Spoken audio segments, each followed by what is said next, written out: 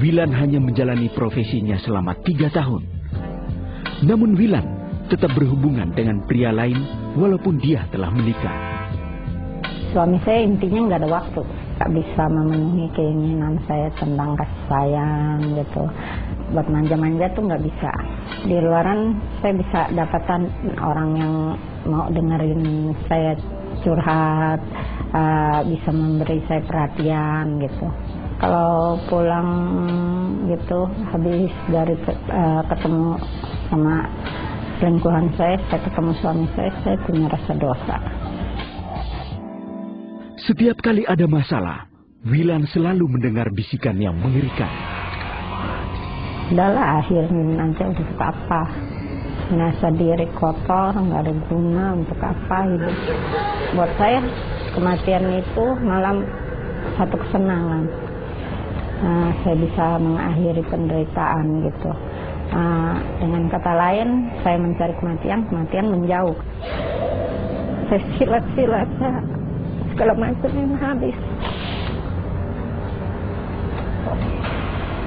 Saya benar-benar benci dengan kehidupan saya. Sampai saya bilang, saya mengutuk kelahiran saya. Kalau saya mati, saya mau jadi penghuni neraka. Wilan yang berusaha untuk membebaskan dirinya dari sakit hati, malah terperangkap dalam kehidupan malam. Wilan akhirnya menikah dengan suaminya yang sekarang. Namun dia terus berganti pria, dari yang satu ke yang lainnya sampai usia tuanya. Bahkan pria muda pun didapatinya. Pokoknya kalau orang itu perhatiin saya pasti jatuh. Itu kayak mencari figur bapak kali ya. Perjalanan hidupnya hanya diisi dengan perjinahan, hingar-bingar kehidupan malam dan sakit hati yang terus melekat pada dirinya. Bahkan sampai anak saya udah 3, di jendela rumah saya itu saya tulisin loh, anak buangan. Saya benci papi saya. Sampai dia mau menutup mata, napasnya sudah tinggal satu-satu. Mau ketemu saya nggak mau. Saya benci karena gara-gara dia.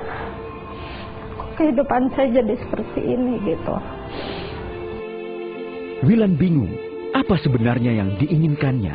Waktu itu saya selalu merasa kalau dalam sendirian saya merasa kesepian, pengen rame-rame.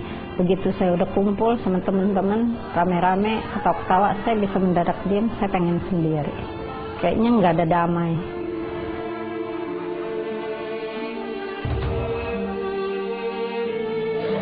Di tengah asiknya menikmati dunia malam, rentetan peristiwa yang misterius mulai terjadi pada dirinya. Saya merasa sepertinya saya masuk ke satu sumur, tangan saya menggapai, nggak ada pegangan. Ada satu suara dari dalam hati saya, suruh saya buka mata. Saya lihat samar-samar ada bayangan orang di depan saya tepok, saya bilang tolong go ode gitu. Saya dengar suara host musik itu seperti dengar suara kaset rusak. Terus dengar suara orang-orang yang menolong saya menyuruh saya gini, itu nggak bisa dengar. Kayak suara cicit burung. Sampai situ sebenarnya saya punya rasa takut waktu masuk ke lorong itu. Wilan yang sedang overdosis, tiba-tiba mendengar suara yang mengagetkannya. Saya dengar suara audible. Bukalah matamu dan lihatlah siapa yang kau sembah gitu.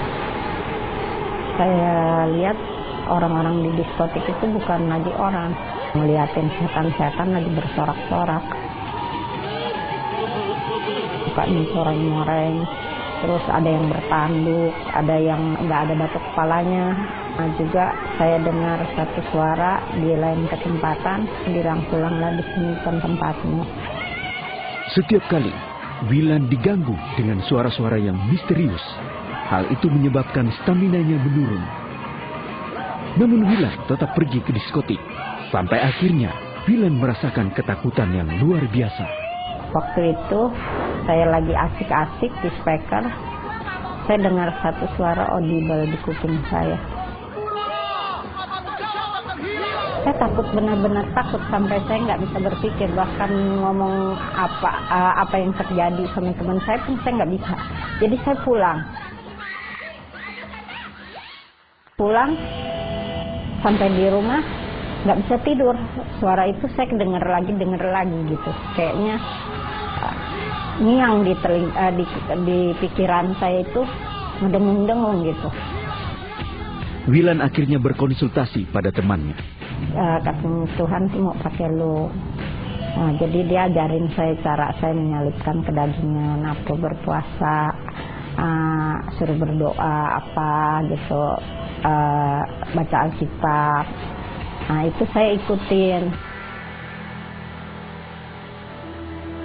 Saat Wilan berdoa, dia merasakan kedamaian yang tidak pernah dirasakan seumur hidupnya. Tuhan ampunin saya ini manusia berdosa, kotor. Lama-lama doa saya udah nggak lagi seperti itu. Doa saya mengasihi Tuhan sekarang. Wilan mulai mencoba untuk mengisi kehidupannya dengan hal-hal yang positif. Udah nggak mau lagi pergi-pergi, jadi saya diam di rumah, baca firman, doa. Saya lepas itu diskotik, berarti kan narkotik ya, sama minum-minum. Kedua kali yang saya lepas judi, baru yang selingkuhan.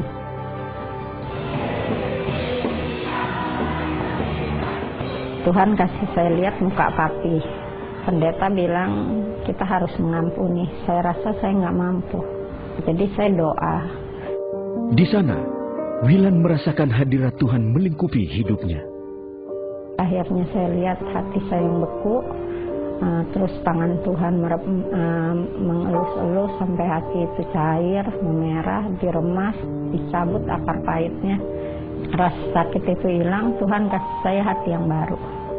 Warnanya merah dan itu saya yakin saya sudah pulih 100%. Dia benar-benar komitmen ya, pagi-pagi saya lihat jam 3 pagi dia udah doa gitu. Terus kalau siang ada waktu senggang dia pasti baca Alkitab. Saya nggak nyangka gitu mama saya yang seperti itu bisa benar-benar dipulihkan total. Iya, perubahan Bu Wilan ya, suka aktif di FA, terus suka pelayanan, suka doa juga ya. Ya seneng karena ada satu perubahan yang terjadi sama Bu Wilan, ya pasti senang. Sungguh ajaib, Wilan yang hidupnya penuh dengan dosa telah dipulihkan. Saya bersyukur, puji Tuhan, Tuhan sudah sangat baik sama saya. Karena saya anak yang terhilang dan sekarang ditemukan sama Tuhan, dibawa pulang kembali. Apapun yang Tuhan mau, saya siap. Karena hidup saya bukan saya lagi, tapi saya yakin dan percaya Tuhan ada di dalam saya.